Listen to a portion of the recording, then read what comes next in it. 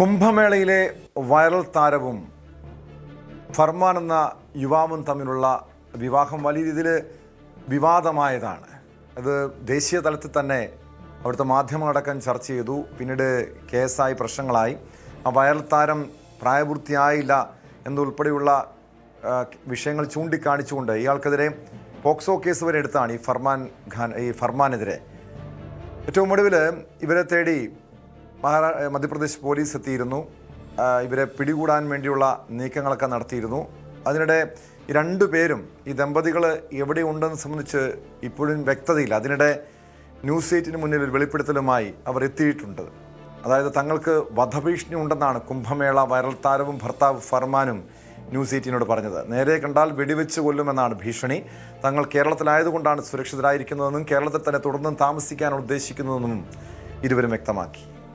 जी, बहुत ज़्यादा खतरा है। मध्य प्रदेश की पुलिस हमको खबर मिली है, इनकाउंटर करने का बोल रही है, गोली मारने का, मार डालेंगे, करेंगे, ऐसी खबरें आ रही है। मुझे मैसेज भी आया, ऐसे मोबाइल में मैसेज भी आ रहे हैं मारने का। ये बाहर से भी हमको खबरें आई, तो हम बहुत ज़्यादा डरे हुए, डर के मारे खाना खाने के लिए भी बाहर नहीं जाते।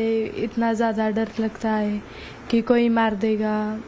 मैम, ये मैसेज तो हमें पता नहीं, लगातार इनके मैसेज नहीं, बहुत सारे लोग मैसेज कर रहे हैं, गोली मारने का, ये करने, किस किस को देखे, इंस्टाग्राम पे आ रहे मार देंगे, मध्य प्रदेश आए तो काट देंगे, लफ्ज याद है ऐसा। लेकिन ऐसा कोई लफ्ज याद नहीं है। हम दोनों 18 के ऊपर है, हमारी मर्जी है शादी वगैरह भी नहीं है कि अच्छा वकील कर सके, एडवोकेट कर सके, पैसे भी नहीं है, कुछ भी नहीं।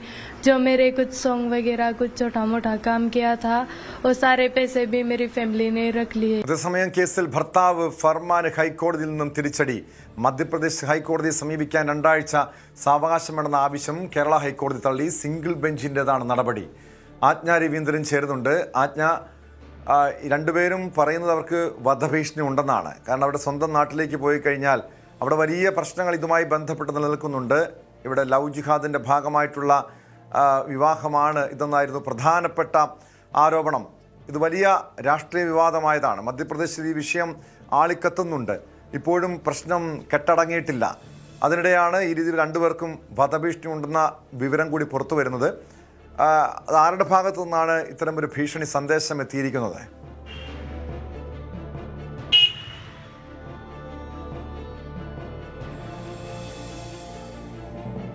ഇവർക്ക് പല നമ്പറുകളിൽ നിന്നാണ് മധ്യപ്രദേശിൽ നിന്നും ഹിന്ദുത്വ പ്രചരണവുമായി അതിന് ചുക്കാൻ പിടിക്കുന്ന ആളുകളാണ് എന്ന് പറഞ്ഞാണ് ഇവർക്ക് മെസ്സേജ് അയക്കുന്നത്. അദ്ദേഹം ആ മെസ്സേജിൽ തന്നെ പറയുന്നത്, നിന്നെ കണ്ടാൽ, പാകിസ്ഥാനിൽ നിന്നും നീ കല്യാണം കഴിച്ചതല്ലേ, നിന്നെ കണ്ടാൽ വെടിവെച്ച് കൊല്ലും, അതുമാത്രമല്ല ജയ് ശ്രീറാം എന്ന് പറയാൻ പഠിക്കും, അതല്ലെങ്കിൽ മോദിജിക്കും യോഗി ആദിത്യനാഥിനും ജയ് വിളിക്കൂ തുടങ്ങിയ മെസ്സേജുകളാണ് എത്തിയിരിക്കുന്നത്. മാത്രമല്ല മധ്യപ്രദേശ് പോലീസ് ഇവിടെ മഫ്റ്റിയിൽ തുടരുന്നുണ്ട്.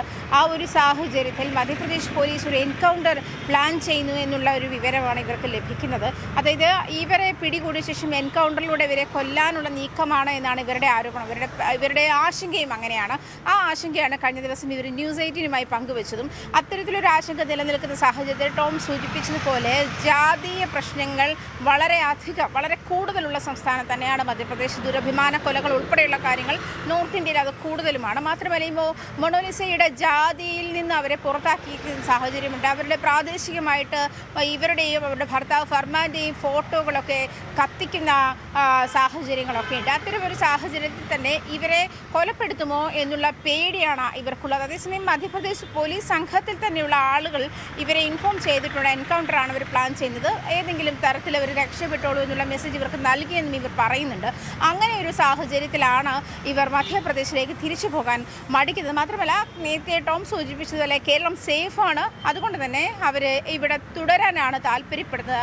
മറ്റ് കേരള സ്റ്റോറി ഉൾപ്പെടെയുള്ള ഇതിലൂടെ കേരളത്തിൽ ലവ് ജിഹാദിൻ്റെ കേന്ദ്രമാണ് എന്നുള്ള സാഹചര്യങ്ങളൊക്കെയും ഉന്നയിക്കപ്പെടുമ്പോഴും കേരളം സുരക്ഷിതമാണ് എന്നുള്ളൊരു ബലത്തിൽ 2 പേർ ഇവിടെ താമസിക്കാൻ താല്പര്യപ്പെടുന്നു എന്നുള്ളത് തന്നെ അങ്ങേയറ്റം അടിവരയിട്ട് പറയേണ്ട കാര്യമാണ് എന്ന് വേണം പറയാൻ. പ്രത്യേകിച്ചും ഹൈക്കോടതി ഇതുമായി ബന്ധപ്പെട്ട് ഇവർക്കൊരു ട്രാൻസിറ്റ് ബെയിൽ നൽകിയത്. ട്രാൻസിറ്റ് ബെയിൽ എന്നാൽ ഒരു സംസ്ഥാനത്ത് നിന്ന് മറ്റൊരു സംസ്ഥാനത്തിലേക്ക് ഒരാളെ അറസ്റ്റ് ചെയ്ത് കൊണ്ടുപോകുന്നതിനുള്ള താൽക്കാലികമായ ജാമ്യം. അതായത് നേരിട്ട് ഉടനടി അറസ്റ്റ് ചെയ്യാതെ അതിൽ മറ്റ് നിയമ നടപടികളോ കോടതികളെ സമീപിക്കാനുള്ള സ്വാഭാവികമായിട്ടുള്ള ഒരു സമയമാണ് നൽകിയിരുന്നത്. അത് 1 മാസമായിരുന്നു നൽകിയിരുന്നത്. അതാണ് ഇന്നത്തോടുകൂടി, അതായത് ഇന്നാണ് അതിൻ്റെ കാലാവധി അവസാനിച്ചത്.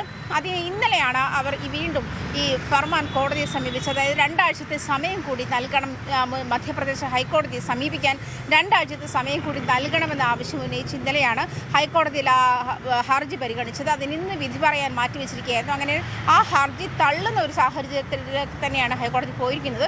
അത് ഫർമാന് തിരിച്ചടിയാകുന്ന ഒരു സാഹചര്യം തന്നെയാണ്. പ്രത്യേകിച്ചും മധ്യപ്രദേശ് പോക്സോ കോടതിയിൽ ഫർമാൻ മുൻകൂർ ജാമ്യാപേക്ഷ നൽകിയിരുന്നു. ആ മുൻകൂർ ജാമ്യാപേക്ഷയും കഴിഞ്ഞ ദിവസം തള്ളിയിരുന്നു. അങ്ങനെ ഒരു സാഹചര്യത്തിൽ അറസ്റ്റ് എന്നുള്ളൊരു നീക്കം തന്നെയാണ് പോലീസിൻ്റെ ഭാഗത്തുനിന്ന് ഉണ്ടാകുക. എന്തായാലും ഇവർ രണ്ടാളും ഒളിവിൽ താമസിക്കുന്ന സാഹചര്യത്തിൽ തന്നെ ഇവർക്ക് സംരക്ഷണം നൽകുന്നു എന്ന് പറയപ്പെടുന്ന ആളുകളെയൊക്കെയും ഈ മധ്യപ്രദേശ് പോലീസ് ഹൗസ് അറസ്റ്റിൽ വെക്കുന്ന സാഹചര്യങ്ങളൊക്കെ ഉണ്ടായിട്ടുണ്ട്. അത്തരം പരാതികളും വരുന്നുണ്ട്. അങ്ങനെ അതായത് മധ്യപ്രദേശ് പോലീസിന് കേരളത്തിൻ്റെ പരിധിയിൽ അങ്ങനെ ഒരാളെ ഹൗസ് അറസ്റ്റിൽ വെക്കാനോ മറ്റു പരാതികളൊന്നുമില്ലാതെ ഹൗസ് അറസ്റ്റ് വെക്കാനോ ഉള്ള നടപടിക്രമങ്ങളോ നിയമങ്ങളോ ഇല്ലാതിരിക്കുന്ന പരിധികളോ ഇല്ലാതിരിക്കുന്ന സാഹചര്യത്തിലാണ് അത്തരം നീക്കങ്ങളും മധ്യപ്രദേശ് പോലീസിന്റെ ഭാഗത്തുനിന്നും ഉണ്ടാകുന്നത്. എന്തായാലും ഈ 2 പേരും വലിയ ആശങ്കയിലാണ്. അവരുടെ ജീവൻ അപകടത്തിലാണ് എന്നുള്ള ഒരു സാഹചര്യമാണ് അവർ വ്യക്തമാക്കുന്നത്. ഈ ഫർമാന് ഹൈക്കോടതിയിൽ നിന്നുള്ള സിംഗിൾ ബെഞ്ചിന്റെ ഉത്തരവ് കൂടി തിരിച്ചടിയായതോടുകൂടി ഇനി സുപ്രീം കോടതിയെ സമീപിക്കുക എന്നുള്ളത് മാത്രമേ നിലവിൽ ഈ കേസുമായി ബന്ധപ്പെട്ടുള്ള വഴിയുള്ളൂ എന്നാണ് അവരുടെ അഭിഭാഷകൻ വ്യക്തമാക്കുന്നത്. ഒരു പക്ഷേ അടിയന്തരമായി ഒരു സുപ്രീം കോടതിയെ സമീപിക്കുന്ന സാഹചര്യം ഉണ്ടാവും. പക്ഷേ കഴിഞ്ഞ ദിവസം നമ്മളോട് സംസാരിച്ചപ്പോഴും ഈ മൊണോലിസ സിനിമയിൽ അഭിനയിക്കുന്നു, ആർട്ട് ഫിലിംസിൽ അഭിനയിക്കുന്നു. അങ്ങനെ അവർക്ക് ഈ കുംഭമേളയിലൂടെ വൈറലായ ശേഷം കുറച്ച് അവസരങ്ങളൊക്കെ കിട്ടിയിരുന്നു. സിനിമയുമായി ബന്ധപ്പെട്ടും പരസ്യ ചിത്രങ്ങളുമായി ബന്ധപ്പെട്ടുമൊക്കെ അതിൽ നിന്നും കുറച്ച് പണം അവരുടെ കൈവശം ഉണ്ടായിരുന്നു. പക്ഷേ അതിൻ്റെ ATM കാർഡ് ഇവർ ഫോൺ ഉപേക്ഷിച്ചത് കൊണ്ട് ATM കാർഡ് ഇവരുടെ പിതാവിൻ്റെ കൈവശമായിരുന്നു. അദ്ദേഹം അതിൽ ഒരു 15 ലക്ഷത്തോളം രൂപ അദ്ദേഹം അതിൽ നിന്ന് പിൻവലിച്ചിട്ടുണ്ട്. അത് പണമൊന്നും അക്കൗണ്ടിലില്ല നിലവിൽ. ഇവർക്ക് അഡ്വക്കേറ്റിനെ കാണാനുള്ള അതാണ് ആജ്ഞ പ്രധാനമായി ഇവർക്കെതിരെ ഉയർന്നു വരുന്ന ആക്ഷേപം. അതായത് വലിയ സാമ്പത്തിക ശേഷിയില്ല. പിന്നെ എങ്ങനെയാണ് ഇവരിപ്പം മുന്നോട്ട് പോകുന്നത്? ഇവരുടെ ഈ കേസും മറ്റു നടപടികളും നടത്തുന്നത്, അതിന് പണം ചെലവഴിക്കുന്നത് ആരാണ്? ഇവർക്ക് സംരക്ഷണം നൽകുന്നത് ആരാണ്? അതിന് പിന്നിൽ ബാഹ്യശക്തികളുണ്ടോ? അത്തരം ചില ആരോപണങ്ങളൊക്കെ ഉയർന്നു വരുന്നുണ്ടല്ലോ.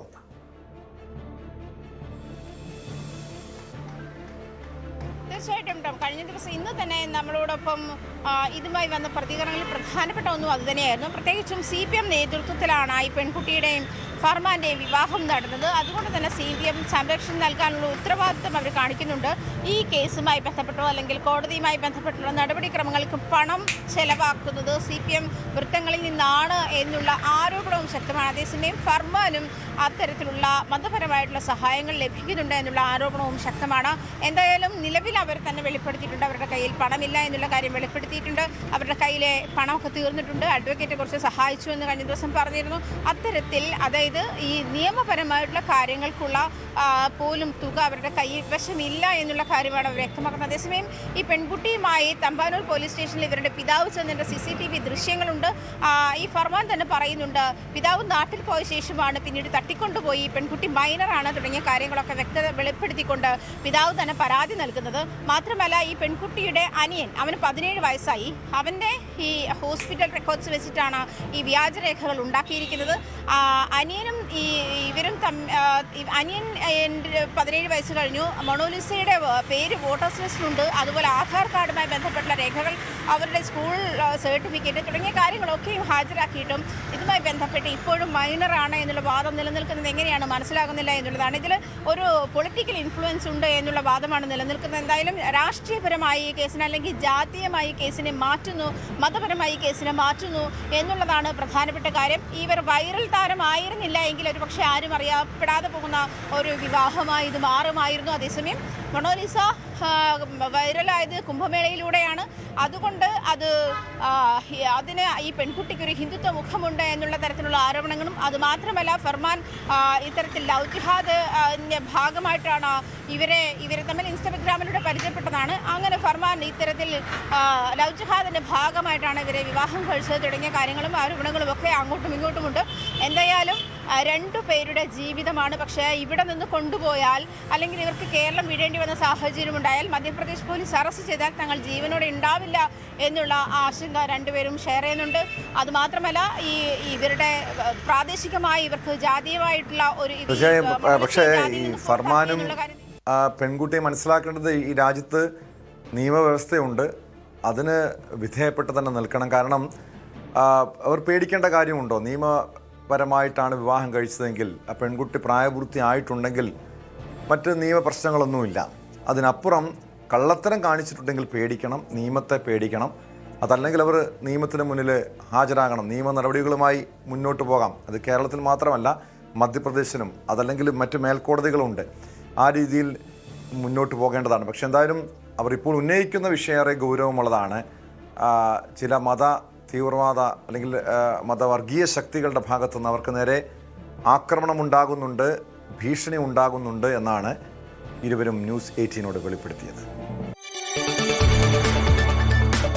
കൂടുതൽ വാർത്തകൾക്ക് news 18 Keralam YouTube channel subscribe ചെയ്യുക.